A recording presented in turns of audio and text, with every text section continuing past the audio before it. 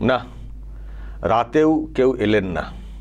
কালকে অনেকটা রাত পর্যন্ত জেগেছিলাম এবং জেগে থাকারই কথা, কারণ গতকালকে আমাদের মেয়েরা একটা রেকর্ড তৈরি করেছেন। প্রথমবার মহিলা ক্রিকেট বিশ্বকাপে চ্যাম্পিয়ন হয়েছেন, মানে ভারতীয় মহিলা টিম প্রথমবার চ্যাম্পিয়নটা হলো। তো খুবই গর্বের এবং খুবই আনন্দের একটা ব্যাপার। খেলা তো হয়েছে অনেক রাত পর্যন্ত। তারপর আপনারা যারা দেখেছেন তারা তো জানেন, যখন পুরস্কার বিতরণ করা হচ্ছিল সেই সময় যে আবেগটা ধরা পড়েছে সেটাও অনেকে দেখেছেন। ফলে সেটা দেখতে দেখতে রাত কিন্তু অনেকটাই গড়িয়ে গেছিলো, 1টা-1.5টা রাত গড়িয়ে গেছিলো। তো ফলে রাতে এমনিতেই জেগেছিলাম, আর আমি জেগেও থাকি এমনিতেই অনেকটা রাত।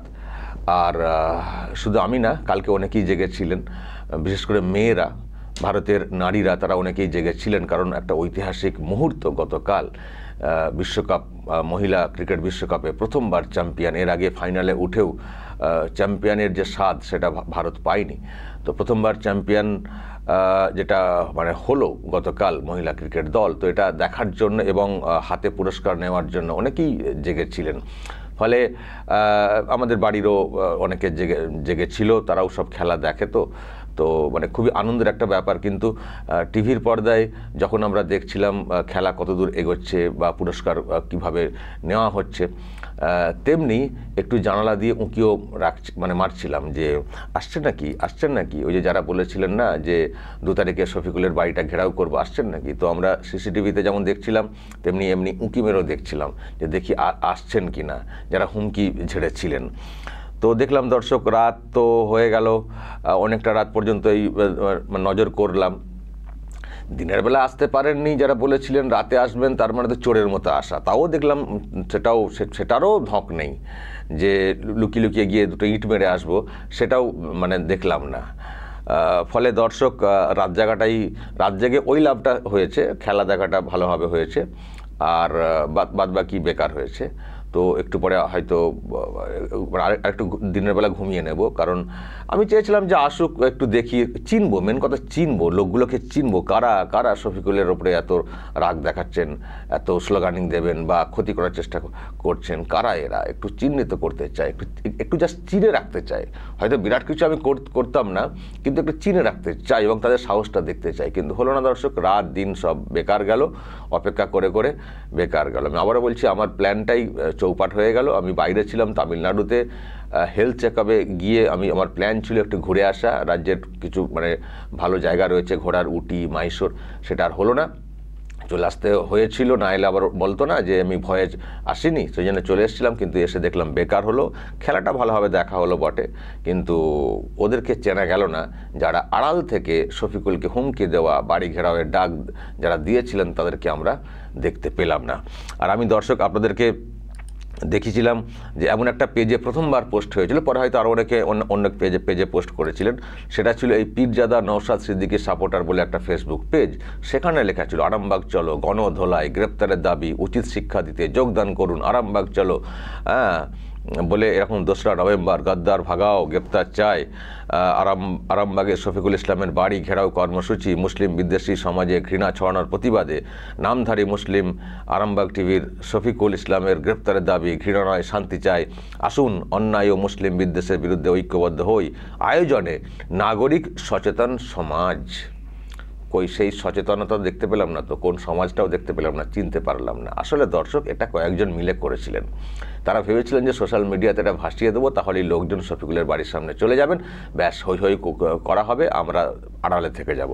কিন্তু এতটা সহজ নয় নিজের বিরুদ্ধে লোককে ওরকম সংঘবদ্ধ করে বাড়িতে পাঠানো, এতটা সহজ নয়। যদি হিম্মত থাকে, নিজের সামনের থেকে এসে দাঁড়াতে পারতেন নিজেরা, তবে তো একটা হতো না, অর্গানাইজ সোশ্যাল মিডিয়া ক্যাম্পেইন হয়ে গেল। বিরাট একেবারে ব্যাপার নাকি, বিরাট ব্যাপার। হ্যাঁ, সোশ্যাল মিডিয়াতে ক্যাম্পেইন করেও কর্মসূচি করা যায়, যেটা নবান্ন অভিযানে হয়েছিল, আমরাও তাতে সামিল হয়েছিলাম।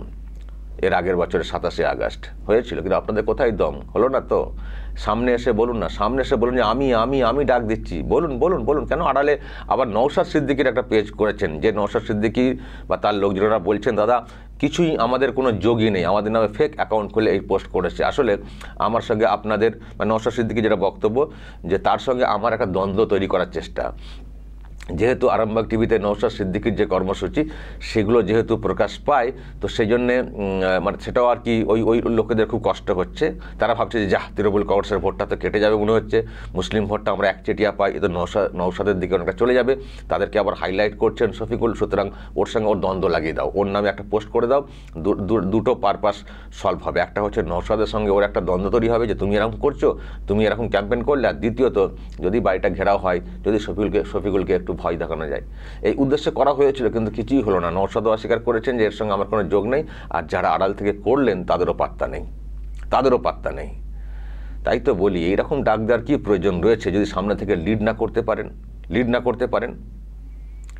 কালকে দিন রাত আমাকে অপেক্ষা করতে হলো, তবে আগামীকাল আমার নতুন প্ল্যান আছে, সেটা আমি পরে বলবো, বাইরে যাব। তো আমি একটা কথা শুধু এখানে বলে রাখি, যারা এই পোস্টের পাশাপাশি কিছু মানে ইউটিউবে বা সোশ্যাল মিডিয়াতে বক্তব্য রেখেছিলেন আমার বিরুদ্ধে, তাদের মধ্যে একজন ফকির তার বক্তব্য শুনছিলাম। আমাকে একজন কয়েকজন আমাকে পাঠিয়েছিলেন তার লিঙ্কটা, বলেছিলেন যে আমি যেতে পারছি না, আমার বই উদ্বোধন করা হবে, আমি গেলে তো ওর বাড়িতে একটা ইঁট হলেও ছুঁড়ে আসতাম। আমি বলতে চাই যে ইঁট ছুটতে হতো না, আপনি তো ফকির মানুষ, ইঁট ছোড়ার আগেই আপনাকে কিছু ভিক্ষা দিয়ে দিতাম, ইঁট ছুটতে হয় না। আমাদের এখানে যারা ফকির আসেন, ভিখারি বা যারা আসেন, তাদেরকে আমরা এমনিই দিয়ে দিই, ইঁট পাটকেল ছুটতে হয় না, এমনি দিয়ে দিই আমরা। তো আপনি না একটু বেশি চাইতেন, আপনার চাহিদা একটু বেশি, দিয়ে দিতাম, ইঁট পাটতে হতো না। তাও দেখতে চেয়েছিলাম যে আপনি আসুন, আপনি এলেন না। আপনাকে আমি কোনোদিনই কোনো গুরুত্ব দিইনি, অনেক কথা আপনি বলে থাকেন, আপনার নামে একদিন আমি একটা ভিডিও তৈরি করিনি, কারণ আমি মনে করেছি আপনার সেই লেভেলটা নেই যার ব্যাপারে আমি কোনো রিয়াকশান দেব। তো যখন এরকম ইট মারামারি ইত্যাদি বলছেন, এবং আমাকে যেহেতু কিছু মানুষ পাঠিয়েছেন সেই লিঙ্কটা, আমি সেই জন্য এখানে জাস্ট একটু রিপ্লাই দিয়ে রাখলাম। সেই সঙ্গে আরেকটা কথা বলে রাখি, আপনার সম্পর্কে আমি যেসব তথ্য পেয়েছি পরে, আপনি তো বিরাট ঘুঙুতো শুনছি। আপনি নাকি কি সরকারি টেন্ডার নিয়ে সব কারচুপি করেছেন? সত্যি? সুন্দরবন অঞ্চলে ভেটিভার গাছ চাষ, ওই যাতে ধস না লাগে, ভেটিভার গাছ চাষ, সেসব বিষয়ে কোনো টেন্ডার নিয়ে আপনি দুর্নীতি করেছেন, কারচুপি করেছেন, আমি শুনছি আপনার নামে। আপনাকে পাইয়ে দেওয়া হয়েছিল, বা আপনি নিয়েছেন, নুন খেয়েছেন, সেই জন্য নাকি গুণ গাইছেন, এবং যেখানে শাসকের বিরুদ্ধে কিছু কর্মসূচি হচ্ছে, বিশেষ করে এই সেকশন যারা মুসলিম সমাজের মানুষ, যারা গর্জে উঠছেন, মানুষের চোখ খোলানোর চেষ্টা করছেন, মুসলিম সমাজের চোখ খোলানোর চেষ্টা করছেন যে তৃণমূল কংগ্রেস কীভাবে বেল ভেঙে খাচ্ছে, তাদের বিষয়ে আপনি খুব সরব হচ্ছেন। আমার বিষয়ে নওশাদ সিদ্দিকীর ব্যাপারে খুব সরব হচ্ছেন। মানে কি পাইয়ে দেওয়া হয়েছে বলে, বা দুর্নীতি করেছেন যাতে জেলবন্দি না হতে হয়, সেই জন্যে ওদের হয়ে সন্তুষ্ট করার জন্য এই কাজটা করছেন। যা সব কর্মসূচি, যা সব বক্তব্য, আপনার সবটা হচ্ছে তৃণমূল কংগ্রেসকে সন্তুষ্ট হওয়া। নামে ফকির, ভাবেন আপনি একেবারে যেন মুসলিম সমাজে বিরাট হত্যাকর্তা হয়ে গেছেন। আপনি আমার বিরুদ্ধে কথা বলছেন, নওশাদ সিদ্দিকীর বিরুদ্ধেও কথা বলছেন। কেন বলছেন? যাতে করে জেল যাত্রা না হয়। ভেটিভার চাষে কী সব দুর্নীতি করেছেন, টেন্ডারে দুর্নীতি করেছেন, যাতে যাতে না ধরে, লুটে ফুটে খেয়েছেন, সেই জন্য গুণ গাইছেন, বা আপনাকে পাইয়ে দেওয়া হয়েছে সেই জন্য গুণ গাইছেন। খবর সামনে এসছে, আমি আরও তথ্য জোগাড় করছি। সময় যখন হবে আমরাও কীভাবে ঠুকতে হয় সেটা জানি। সময়ে ঠুকবো, যখন তখন না, সময়ে ঠুকবো, যখন আর ওঠার কোনো ক্ষমতা থাকবে না। কতদিন নাচানাচি করছেন করে নিন, কি করেছেন সেই রেকর্ড সামনে এসছে। একদিন আপনাকেও আইনের রাস্তায় যেতে হবে। আপনার নামে যে খবর পাচ্ছি, আপনার সরকারি অর্থ আপনার বাবার অর্থ না, জনগণের টাকা, সেই টাকায় নিয়ে ভেটিভার চাষের নাম করে সরকারি টাকা কীভাবে আত্মসাৎ করেছেন সেই খবর সামনে আসছে। সময়ে এর জবাব আপনাকে দিতে হবে। সময়ে, যখন তখন আমরা অভিযোগ সামনে আনি না, সময়ে, ঠিক সময়ে ঘাটা দেওয়া হবে। তার ডকুমেন্ট আমাদের জোগাড় আছে। দর্শক শুধু আপনাদেরকে জানিয়ে রাখলাম, এইসব লোকগুলো যেভাবে কথা বলে যাচ্ছেন, এদের একটু খোঁজ নেবেন, পেছনে নিশ্চয়ই কিছু ব্যাপার আছে। আরামবাগ টিভির কিছু খুঁজে পাবেন না। পেলে এতদিন তো আমাকে নিশ্চয়ই এতদিন এরকম ফাঁকা জায়গায় রাখতেন না। এতদিন আমার জেলবন্দি হয়ে যেত। কম তো চেষ্টা করেননি। পুলিশ দিয়ে পারছেন না, এত কেস, 28খানা কেস অলরেডি রেজিস্টার্ড, তাতেও কিছু করতে পারলেন না। আর ওই দুটো বক্তব্য ঝেড়ে আর ভাষণ ঝেড়ে ওই বাড়ি ঘেরাও করে ভাবছেন শফিকুলকে জব্দ করে দেবেন। এত সহজ শফিকুলকে জব্দ করে দেবেন? হ্যাঁ, চলো ঘেরাও আরামবাগ, চলো। দম কত সেটা আমরা আরও পরে দেখব।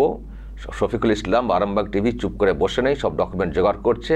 এই ফকিরগিরি আমরাও বের করে ছাড়বো। সময় কথা বলবে যে এই সরকারি টাকা কীভাবে আত্মসাৎ করা হয়েছে টেন্ডারের নামে, ভেটিবার চাষের নাম করে সুন্দরবন অঞ্চলের, মানে কী সব হয়েছে। আমি আরও তথ্য জোগাড় করছি, এই তথ্য আসতে শুরু করেছে, সময়ের জবাব দেব। দর্শক, আমি শেষে একটা বিষয় দেখিয়ে শেষ করবো, যে নওশাদের সঙ্গে এত দ্বন্দ্ব লাগানোর চেষ্টা হচ্ছে, তো নওশাদের সঙ্গে দ্বন্দ্ব লাগার কোনো জায়গা নেই। নওশাদ খুব ভালো কাজ করছেন, নওশাদ খুব ভালো কাজ করছেন এবং নওশাদকে সমর্থন করা উচিত আমার মনে হয়। যারা বিজেপিকে ভয় পাচ্ছেন, বিজেপির প্রতি যাদের সেরকম নেই, ভক্তি নেই, নো প্রবলেম, আপনার ব্যক্তি স্বাধীনতা আছে। কিন্তু আমার বক্তব্য একটাই, কখনো টিএমসির কাছে মাথা নত করবেন না মুসলিম সমাজের মানুষ, কারণ এই টিএমসি মুসলিম সমাজের জন্য কিছু করছে না, কিছু করছে না। এরা আপনাদেরকে অশিক্ষিত করে রাখতে চায়, দরিদ্র করে রাখতে চায়, যাতে করে আপনারা হাত পাততে পারেন এবং সামান্য কিছু দিলেই সন্তুষ্ট হয়ে যেতে পারেন। তার বিনিময়ে ওরা ভোটটাকে আদায় করবে। এই হচ্ছে তৃণমূল কংগ্রেসের কৌশল। আর কিছু দালালকে ছেড়ে রেখে দিয়েছে, এমন ভাব দেখায় তারা বিশাল মুসলিম দরদি, নামগুলো সব উল্টো টাইপের, তারা বিশাল মুসলিম দরদি। আসলে তাদের চরিত্রটা প্রকাশ পেয়ে যায় যখন এই ধরনের, নওশাদ একটা ভালো ছেলে, তার সম্পর্কে যখন উল্টোপাল্টা বলতে শুরু করে। নওশাদকে দেখে আপনাদের কারো মনে হয় যে দুর্নীতিগ্রস্ত ছেলেটা? ওনার খানিকটা ট্রাবল গেছে, কিছু ডিসিশন হয়তো প্রশ্ন তৈরি করেছে, কিন্তু সেখান থেকে নিজেকে আবার পরিবর্তন করে এখন কিন্তু আবার উনি স্ট্রংলি একটা মানে স্টেপ নিয়ে উনি কিন্তু এগোচ্ছেন। তো ফলে তার হয়ে কথা বলবো না তো কার হয়ে কথা বলবো? যেসব দালালগুলো মুসলিম সমাজের ওই টিএমসির কাছে মাথা নত করে দিয়েছেন, তাদের হয়ে কথা বলবো? ওই কি সিদ্দিকুল্লাহ চৌধুরীর হয়ে কথা বলবো, যার মিনিমাম লজ্জা নেই, তার হয়ে কথা বলবো? যিনি দলের কাছে মার খান, লাথি খান, দলের লোকেরা চোচ্চর করে চিৎকার করেন, তারপরেও দলের কাছে মাথা নত করে বসে রয়েছেন, তার হয়ে কথা বলবো? যিনি মুসলিম সমাজটাকে একেবারে বোতলবন্দি করে রেখে দিয়েছেন একটা দলের কাছে, তার হয়ে কথা বলবো আমি? নওশাদের হয়ে কথা বলা উচিত। নওশাদই পারবেন মুসলিম সমাজকে একটা দিশা দেখাতে এই সমাজের উন্নতির ক্ষেত্রে। আমি দর্শক, নওশাদের একটা ভিডিও আমি দেখছিলাম, কেন আমি এর হয়ে আমি এত কথা বলি দেখবেন।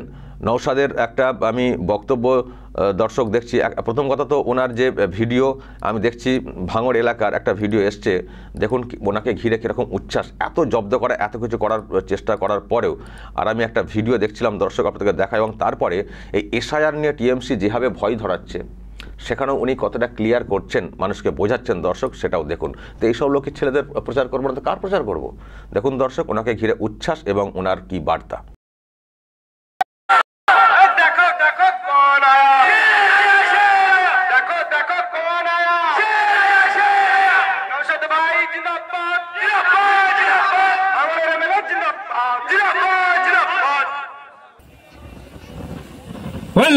ওয়েলকাম ভাইজান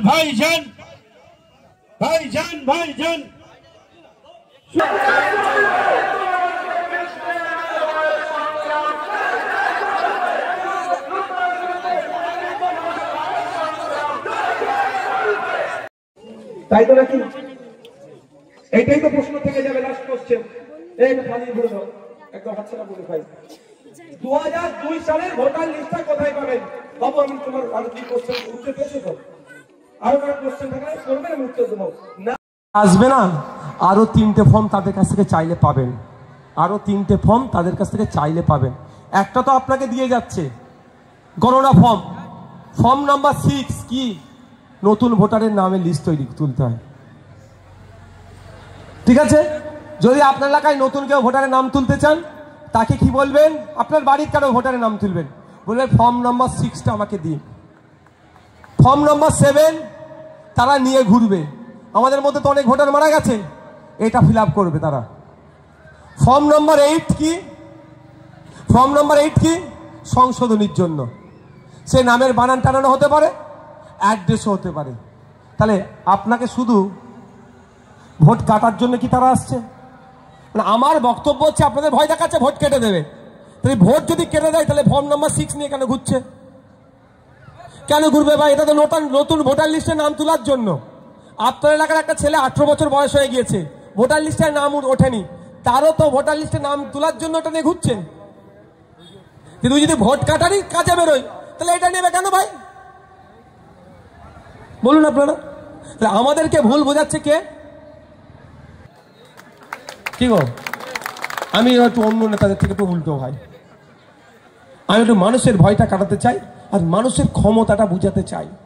আপনারা হচ্ছেন গণতন্ত্রে নেতা বানানোর, আপনার হচ্ছে কারিগর। আপনি না ভোট দিলে নওশাদ সিদ্দিকী এমএলএ নয়, তাহলে নওশাদ সিদ্দিকীর কাজ কি হবে? আপনার বিপদে অন্তত পাশে থাকা। সুদিনে না থাকতে পারলেও বিপদে থাকবো, তার জন্য তো আমি ছুটে এসেছি, বুঝিয়ে চিৎকার চেঁচামেচি করে বুঝাচ্ছি। কেন? আপনাদের প্রথম কথা, আপনাদের মন থেকে ভয়টা কাটান, কিন্তু উল্টো পাল্টা কোনো ভুল পদক্ষেপ আপনারা নেবেন না। তো দর্শক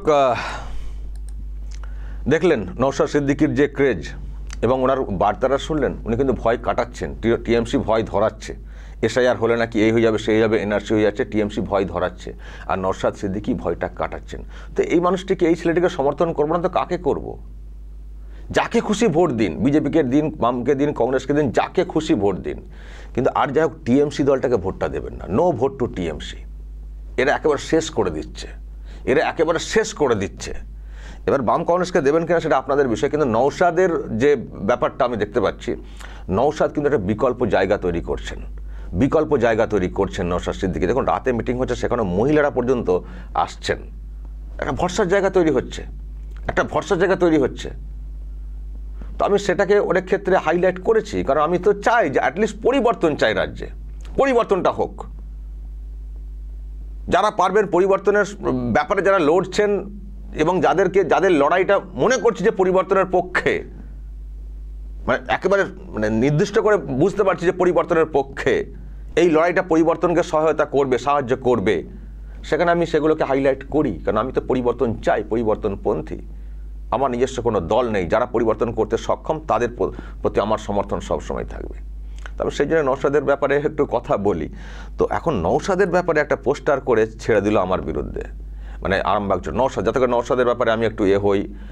তো ফলে এটা মিলটা পাচ্ছি না, যে তার মানে এই হচ্ছে উদ্দেশ্য নওশাদের সঙ্গে আমার দূরত্ব তৈরি করা, কারণ নওশাদ ওদের ভোট বাক্সে থাবা বসাচ্ছেন, তো সেই জন্যে, আর আমার মুখটাকেও বন্ধ করা ভয় দেখিয়ে, তো সেই জন্য এইরকম একটা ডাক দেওয়া হয়েছিল। কিন্তু দিলে কি হবে, দিলে কি হবে? কারো কোনো পাত্তা নেই। রাত দিন কেটে গেল, মানে দিন রাত কাটিয়ে ফেললাম, কারো কোনো পাত্তা নেই, কারো কোনো পাত্তা নেই।